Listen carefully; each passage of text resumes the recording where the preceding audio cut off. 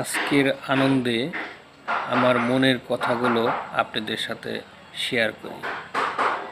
আমি দীর্ঘদিন যাবৎ মিডিয়াতে কাজ করি।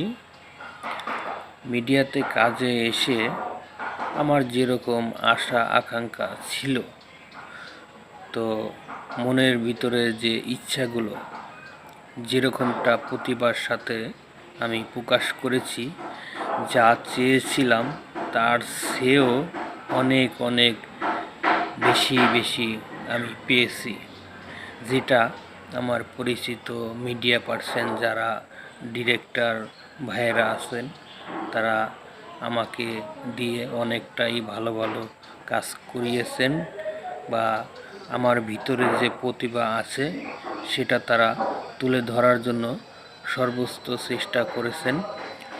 তো এই হচ্ছিল আমার